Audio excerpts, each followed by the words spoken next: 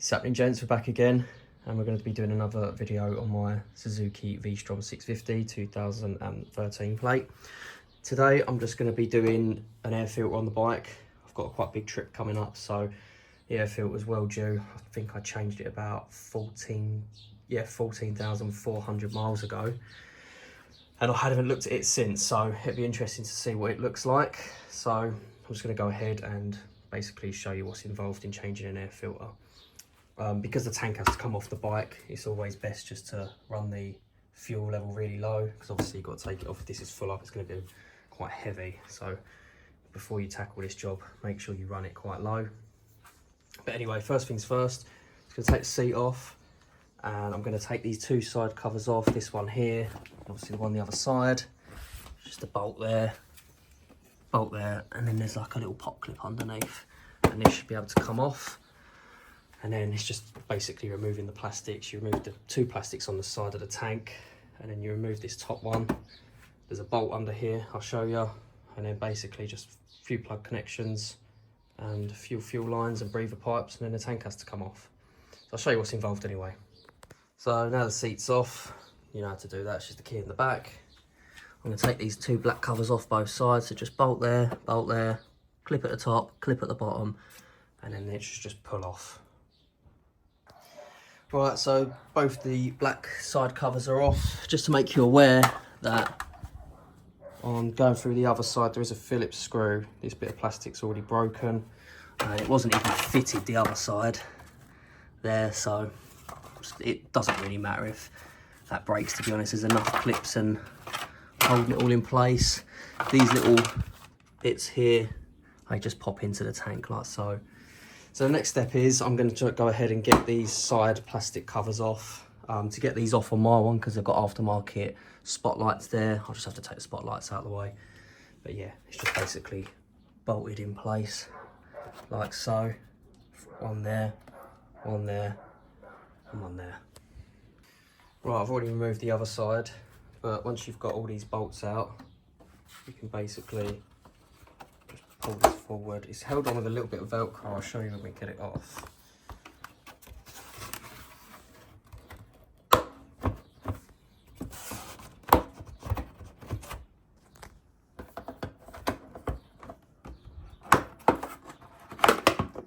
It just pulls off like that.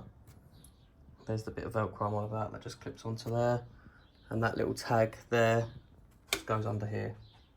Pretty straightforward. I heard something fall on the floor actually. It's probably the bit of rubber.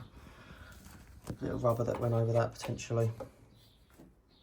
Now the next step, undo that bolt, undo that one.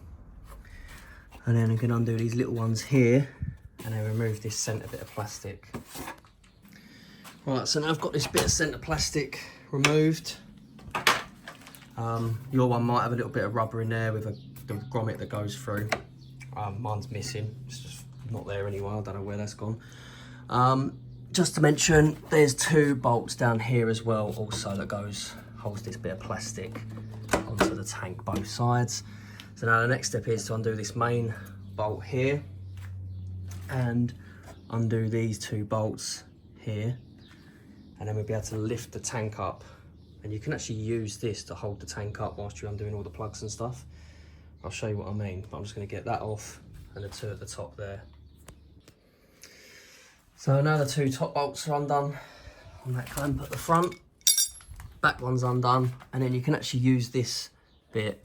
It just actually is designed for this. It clips in at the bottom with two little holes, and then you can just rest it there. And what this allows you to do is to basically hold the tank up enough so you can undo your electrical connections and the fuel lines and breather pipes. Once they're off, the tank should just pull off. It's pretty cool, that. Right, so once you've undone your fuel line, basically it's just this little blue clip. You squeeze these two bits on the outside and the fuel line comes off. It's a bit stiff, so just give it a good pull, but try not to break this clip. It just pushes in by basically your fingers, and then you can pull it off.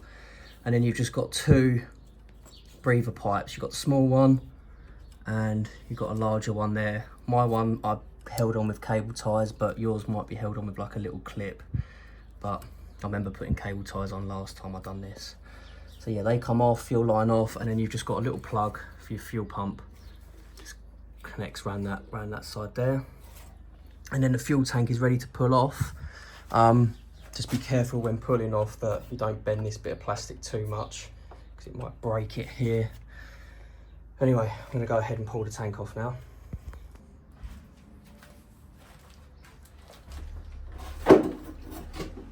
Comes off as easy as that. It's nice and light. As I said before, there's not much fuel in it. If this was full, it'd be a lot heavier. And then that exposes our airbox there.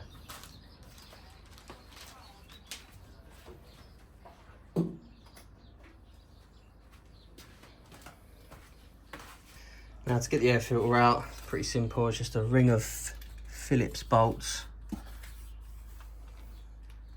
And then the top cover comes off. I'm interested to see how bad this air filter is under here. 14,500 miles. I don't ride in that that much of dusty conditions, but I do ride in all weathers, so it'd be interesting to see how dirty this really is. So just pull the top of the airbox cover off, and there's the air filter. It isn't as bad as I thought, but it is pretty bad.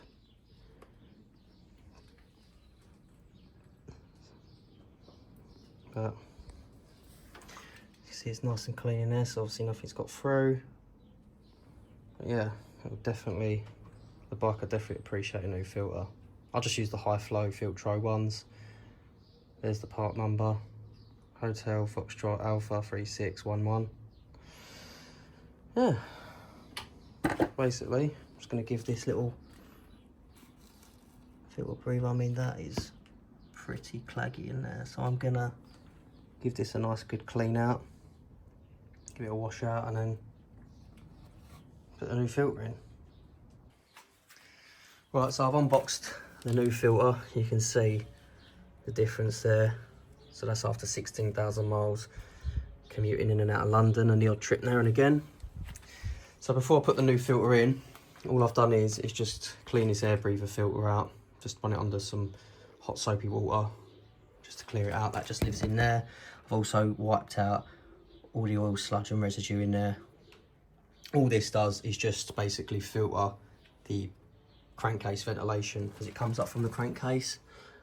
It's that pipe around the back in there. So that pipe goes all the way around. You can see a little hole that comes out there. So all this is just oil vapour, and the sponge is just to try and help collect it. So pop that back in there like so. And then we can chuck our new filter in. So our new filter just pops in on the top like that, and then we can chuck that cover back in. Another thing to note, I mean, it should be clean under this filter, all in here. But if there is any debris or dust or whatever, just give it a wipe out, give it a nice clean up. And likewise in the top of that as well, just give it a little wipe down, won't hurt it. Right, so once you've got the new air filter in, so you put the top box back on, and then it's basically just reassemble it in reverse order of taking it all apart basically. So all I've done there is just spray up a little bit of silicone grease on them rubbers just so the tank slides on nice and easy, and just be careful not to bend all this fairing too much out the way. But yeah, I'm going to get the tank on now and start boxing it all up. And that's it, gents. All the panels are back on, everything's built up basically, as I said before, putting it back together in the reverse order that you took it all apart in. Just one little tip: when you connect the fuel line and the electrical connections and the pipes and all that under there, just start the bike up and make sure you ain't got no fuel dripping from that fuel connection that I showed you earlier, just in case. So you don't want to box it all up and then realise you've got a fuel leak. You can address it as soon as you plug it in. But anyway, it's a very easy job doing the air filter. I hope you enjoyed the video, and I'll see you on the next one.